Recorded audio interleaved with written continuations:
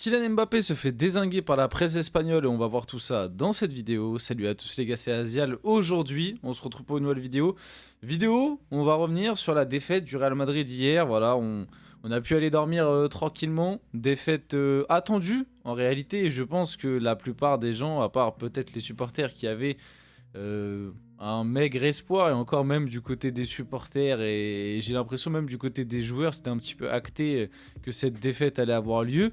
Malgré tout, comme je l'ai dit hier dans mon débrief, t'aurais pu faire un hold-up, t'avais l'occasion d'aller chercher un truc, et tu ne l'as pas fait parce que ton plan de jeu s'est quand même principalement reposé sur un Kylian Mbappé qui, encore une fois, a été... franchement, je sais même plus quel terme utilisé, quel qualificatif utiliser pour... tu vois, quel adjectif utiliser pour juste parler des prestations de Kylian Mbappé.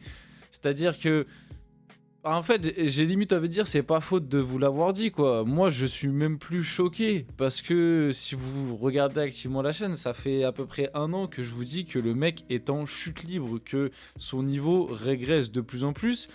Mais à chaque fois, tu as des gens qui le défendent, à chaque fois, tu as des gens qui expliquent, et puis dès qu'il marque un but, et encore une fois, hier, je le dis, et j'en suis quasi sûr que si jamais il avait marqué son penalty, il peut faire exactement le même match. Il y en a plein et plein qui auraient expliqué qu'il a fait un match ok, qu'il a fait un bon match, qu'il a été sauveur parce qu'il a marqué son penalty. Donc, et c'est là... où tout est le problème, c'est-à-dire que ça fait des années, enfin non pas des années, j'abuse, parce qu'à l'époque c'était vraiment un très grand joueur, d'ailleurs on pourra reparler de ça aussi, c'est-à-dire que maintenant il n'y a plus de demi-mesure sur le cas Mbappé, mais en tout cas ça fait au moins 1 an, voire même depuis la Coupe du Monde, que pour moi le joueur est juste en déclassement, quoi, c'est-à-dire que ça régresse, et comme je vous ai dit il n'y a pas si longtemps que ça, à chaque fois, tu as l'impression qu'il a touché le fond. Et en fait, tu te rends compte que non, le mec, il recreuse. Voilà, c'est-à-dire que, tu vois, après le 4-0 face au Barça, on s'est dit, bon, là, il a touché le fond. Et puis, en fait, non, après, il y a eu le match face à l'AC Milan. Et puis, en fait, non, là, il y a le match face à Liverpool. Donc, c'est vraiment de pire en pire. Mais bref, j'ai fait une très longue intro. Avant que la vidéo commence, n'hésitez pas à liker, commenter, partager et vous abonner. Ça fait toujours plaisir et ça aide pour le développement de la chaîne. Et nous, on va pouvoir y aller dès maintenant. Et du coup, parler du cas Kylian Mbappé. Donc, la soirée est difficile pour Mbappé en field.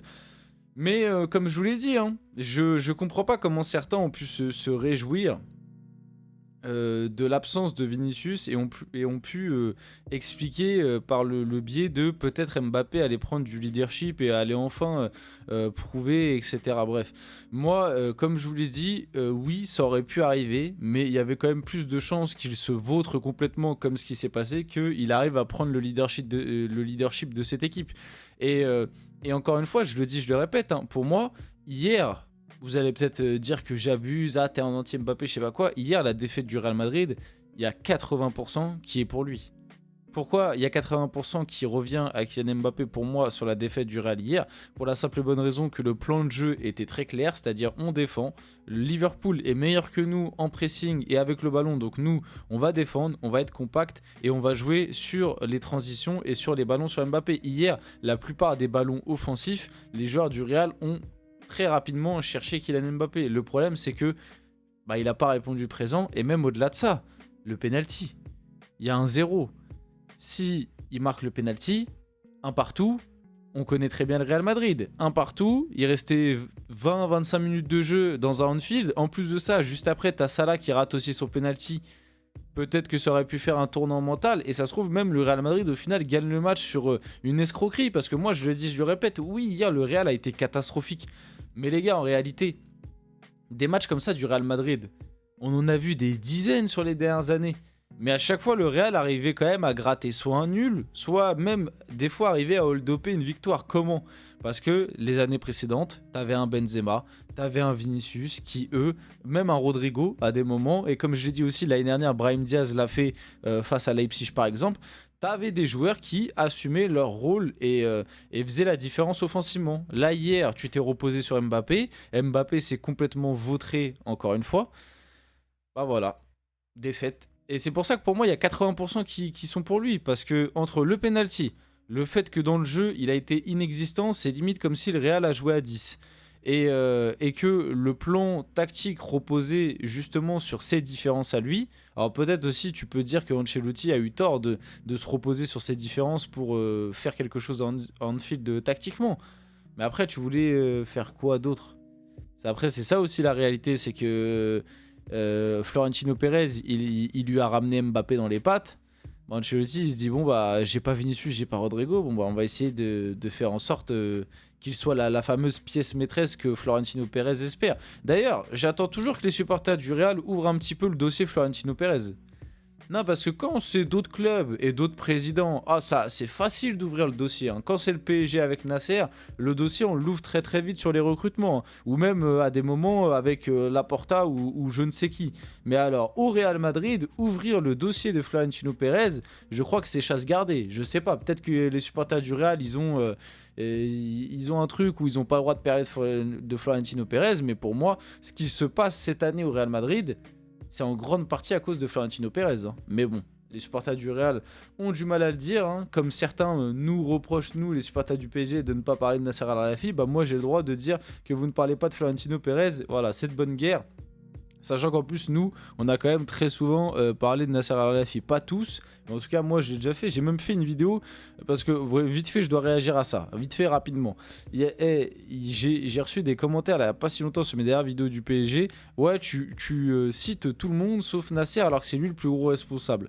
J'ai quand même fait une vidéo qui est sortie il y a une semaine, je crois même pas, il y a 5-6 jours, un truc comme ça, on va dire une semaine, où le titre de la vidéo c'est Nasser Al-Khelaifi nous manipule, et où dedans je dis clairement qu'il y a beaucoup de la plupart des échecs et des responsabilités du PSG sont en partie à cause de Nasser Al-Khelaifi. Mais bon, certains ont envie de voir que ce qu'ils ont envie de voir, j'ai envie de vous dire. Mais bref, donc du côté de la presse espagnole, voilà, la chute Mbappé, la une de Mundo Deportivo ce jeudi, 2-0 avec cette chute, le pauvre, ça va faire le tour du monde et je crois que c'est quelque chose qui va rester très longtemps attaché à son image. Hein. En même temps, le coup d'épaule était... mais tu vois, même sur ça, c'est... Enfin, je veux bien que coup d'épaule avec Van Dijk, tu lui passes pas devant, mais regarde comment tu te fais valdinguer, quoi. Bref, Kylian Mbappé fait aussi la une de Marca ce jeudi, la dure réalité. Et juste avant, du coup, c'était la chute Mbappé. Donc voilà, Mbappé qui... et encore... Mbappé se fait un peu dézinguer par la presse espagnole, mais honnêtement, pour le moment, je trouve qu'il prend pas... Enfin, après, tant mieux pour lui, hein, mais je m'attendais peut-être à pire. Je trouve que pour le moment, il n'y a pas non plus de trop grosses dingueries, et je trouve par exemple qu'il avait pris beaucoup plus cher après le Classico. Après le Classico, il avait pris cher de fou, hein, après le Classico. Que là, tu vois. Et je pense aussi, peut-être le truc qui joue un peu pour lui, c'est que la plupart des gens voyaient le Real perdre. Tu vois. Donc, comme tu voyais le Real perdre de base, tu te dis, bon, bah, il y a défaite 2-0. Bon, il a été catastrophique, il rate un penalty. Mais comme de base, on les voyait perdre, peut-être que c'est ça qui limite un petit peu la casse par rapport à lui. Comme je vous l'ai dit juste avant, je voulais revenir sur le coup d'épaule de Van Dijk sur Mbappé. Alors oui, coup d'épaule avec Van Dijk, bon, surtout Van Dijk, il a retrouvé un niveau et tout, bon ok, mais tu vois, pour moi, ça montre quand même toute la détresse du bonhomme, quoi. C'est-à-dire que l'image est trop parlante, comme j'ai dit dans mon débrief d'hier, des fois, une image vaut mieux que 1000 mots. Là, ça montre juste la déchéance et tout, et je crois juste après, j'ai mis le truc de Conor Bradley, voilà, Conor Bradley qui dit non à Kylian Mbappé. Cette action aussi, elle est significative et c'est exactement ce que je vous disais dans mon débrief d'hier, c'est que sur les 15-20 premières minutes avant ces deux faits de jeu, il y avait un Mbappé qui essayait. Bon, le problème, c'est qu'essayer, ça suffit pas, mais bon, on va dire qu'à la limite, il essayait. C'est le seul petit point positif que tu pouvais lui trouver. Il était déjà mauvais sur ses 20 premières minutes, il a failli coûter un but au bout de 3 minutes de jeu, mais au moins, il se cachait pas, il essayait, même s'il faisait mal. Mais après ces deux faits de jeu là, où là il est envoyé par la profondeur, il se fait rattraper par Bradley et Bradley lui envoie un tacle où il le mange clairement, et juste après il reçoit ce coup d'épaule. Et moi, comme je l'ai dit hier, après ces deux actions, c'est fini. Tu l'as perdu complètement. Et comme je vous l'ai dit, au moment où il prend le ballon du penalty, moi j'ai vu un mec qui a tiré avec la peur. J'ai vu un mec qui était pas serein et j'ai ressenti ça sur l'ensemble du reste du match après ces deux faits de jeu. Là où, comme j'ai dit, avant ces deux faits de jeu sur les 15-20 premières minutes, il était mauvais, mais au moins il essayait. Après ça, il a même plus essayé. Il s'est laissé végéter pendant le match et regard vide, quoi. Il avait le regard vide. T'as l'impression qu'il savait pas où il était, qu'il savait pas quoi faire. Les contrôles, il partait à 3 mètres. Les passes, ça c'était pas bonne. Bref, voilà. Kylian Mbappé en 2024, à 25 ans.